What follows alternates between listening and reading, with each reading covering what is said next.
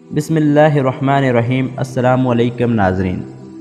Tughril bag کی کوئی نرینہ اولاد نہیں تھی، اس لیے چغری بیگ کے بیٹے الپ ارسلان کو سلطان منتخب کیا گیا۔ اس نے تخت نشین ہو کر داخلی بغاوتوں کا خاتمہ کیا اور حلب تک کا علاقہ فتح کیا، یہاں تک کہ مکہ و مدینہ میں اس کے نام کا خطبہ پڑھایا گیا۔ الپ ارسلان کے دور کا سب سے اہم واقعہ ملازگرت کی جنگ ہے، جو کہ کیسر روم اور مسلمانوں کے مابین ہوئی۔ سن 1071 میں بازنطینی سلطنت کے بادشاہ رومانوس دیوجانس نے ایک دیو ہیکل لشکر کے ساتھ اسلامی سرزمینوں کا رخ کیا۔ 2 سے 3 لاکھ کا لشکر اس کے ساتھ تھا، جو آرمینیا سے گزر کر اخلاط کی جانب بڑھا تو اس ملازگرت کے مقام پر خیمہ زن ہوا۔ الپ ارسلان کو اس حملے کی اطلاع تب ہوئی جب وہ الپ سے واپس ہو کر آذربائیجان میں تھا۔ اس نے اپنے موجودہ سپاہیوں کو ساتھ لے کر فوری حرکت کی، جو کہ بمشکل 20,000 سے زائد نہ تھے۔ تواریخ میں بازنطینی لشکر کی تعداد 1,20,000 سے 4 لاکھ تک بیان کی گئی ہے، اور سلجوقی لشکر بعض روایات میں 15 سے 20,000 اور بعض مورخین نے ان کی کل تعداد 40,000 درج کی ہے۔ اگر رومی لشکر کے کم ترین اور سلجوکیوں کے بلند ترین قیاس کو بھی سامنے رکھا جائے، تب بھی معلوم ہوتا ہے کہ مسلمانوں سے کئی گنا بڑا لشکر تھا۔ جمعہ کے روز 26 اگست 1071 کو دونوں لشکر مد مقابل ہوئے۔ دنیا اسلام میں جمعہ کی نماز اسلام کی سربلندی کی دعائیں مانگی گئیں۔ سلطان نے بھی ماں لشکر جمعہ کی نماز ادا کر کے خوب دعا مانگی۔ اس کے بعد لشکر کو خطاب کر کے کہا، آج کوئی سلطان اور بادشاہ نہیں ہے، جو واپس جانا چاہتا ہے چلا جائے، جو شہادت چاہتا ہے وہ ٹھہر جائے۔ اس کے بعد وہ گھوڑے کی دم باندھ کر دشمن پر حملہ آور ہوا۔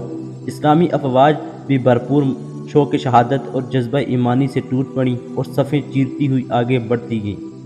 اسی دوران رومی فوج میں موجود پیچینک اور دیگر ترکی قبائل بھی صفیں بدل کر اسلامی لشکر میں شامل ہو گئے، جس سے رومیوں کے حوصلے پست ہو گئے۔ نصرت خداوندی سے اپنے سے کئی گنا طاقتور لشکر کو مسلمانوں نے سخت شکست سے دوچار کیا اور کیسر روم گرفتار ہو کر الپ ارسلان کے حضور میں لایا گیا۔ یہاں رومانوس اور سلجوقی سلطنت کا تاریخی مکالمہ نشاپوری نے مکمل کیا۔ سلطان نے اس کے ساتھ عزت و تکریم کا برتاؤ کیا اور اسے عزت دے کر اپنے پاس بٹھایا اور پوچھا، اگر میں تمہارے ہاتھوں اسیر ہو جاتا تو تم میرے ساتھ کیا سلوک کرتے؟ کیسر نے کہا، میں تمہارے جسم کو کوڑے مارتا اور قتل کر دیتا۔ سلطان نے پوچھا، اب تم مجھ سے کیا امید کرتے ہو؟ اس نے جواب دیا، آپ مجھے قتل کریں گے یا اسلامی ممالک میں میری تشہیر کریں گے۔ ایک اور جگہ آتا ہے کہ کیسر نے سلطان سے کہا، اگر قصاب ہو تو مجھے قتل کر دو، اگر بادشاہ ہو تو مجھے آزاد کر دو، اگر سوداگر ہو تو مجھے فروخت کر دو۔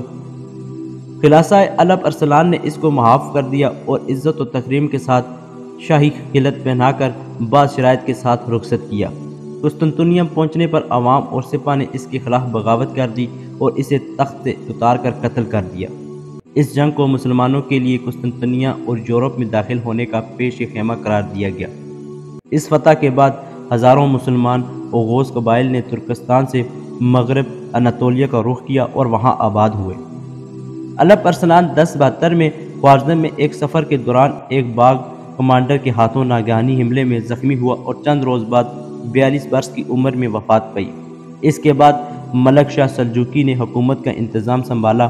اس وقت ملک شاہ کی عمر 18 برس تھی، لیکن الپ ارسلان کے معروف وزیر نظام الملک نے سلطنت کو اندرونی اور بیرونی خطرات سے محفوظ رکھا اور سلطان کے لیے ایک بہترین وزیر اور مشیر ثابت ہوا۔ جیسے ہمایوں کی وفات کے بعد بیرم خان خانان نے اکبر کی سرپرستی کر کے بابری سلطنت کو مزید بلندیوں پر پہنچایا، اسی طرح نظام الملک نے بھی سلجوقی سلطنت سے عمر بھر اپنی وفاداری قائم رکھی۔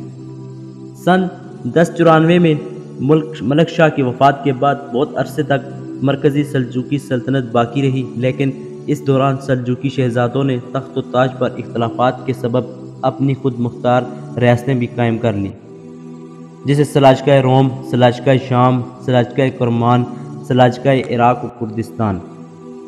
انہوں نے عرصہ دراز تک سلجوقیوں کا نام زندہ رہا۔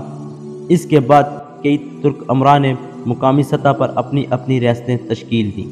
اگر ان سلجوکیوں کے دور حکومت پر ابتدا سے نظر رکھی جائے تو معلوم ہوتا ہے کہ ایک خانہ بدوش قبیلہ جو کہ ترکستان میں آباد ہوا، یہ قبیلہ کبھی سامانیوں کے زیر دست آ جاتا، کبھی کراہانیوں کے ہاتھوں سراؤں میں بکھر جاتا۔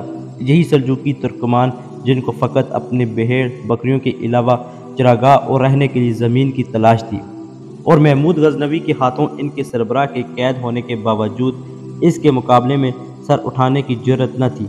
یہی چرواہ صرف 2 دہائیوں میں اپنے زمانے کی عظیم ترین سلطنت غزنوی کو زیر کرتے ہیں، جس کا تصور نہ غزنوی سلاطین نے کیا تھا اور نہ خود ان کے وہم و گمان میں یہ بات تھی۔ لیکن جب بقا و سالمیت کا مسئلہ درپیش ہوا تو اپنے اور اپنے اہل و عیال کی حفاظت کے لیے انہوں نے بیابانوں سے نکل کر شاہی محلات کو لرز کر رکھ دیا۔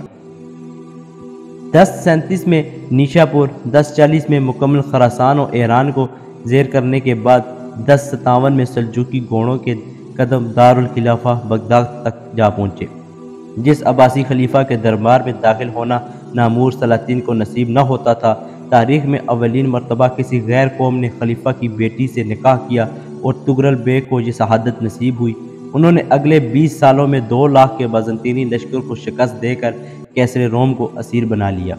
مغرب میں بحیرہ روم کے سواحل تک، مشرق میں چین تک، جنوب میں یمن، شمال میں خوارزم تک کے تمام ممالک ایک حکمران، ایک قانون، ایک سیاسی نظام کے زیر حاکمیت آ گئے۔ ناظرین، اسی امید کے ساتھ کہ آپ کو ہماری آج کی یہ ویڈیو پسند آئی ہوگی۔ اگر آپ کو ہماری آج کی یہ ویڈیو پسند آئی ہے تو ہمارے چینل کو سبسکرائب کرنا مت بھولیے۔ ملتے ہیں ایک نئی تحقیقی اور معلوماتی ویڈیو کے ساتھ۔ خدا ہم سب کا حامی و ناصر ہو۔ مجھے دیجیے اجازت۔ خدا حافظ۔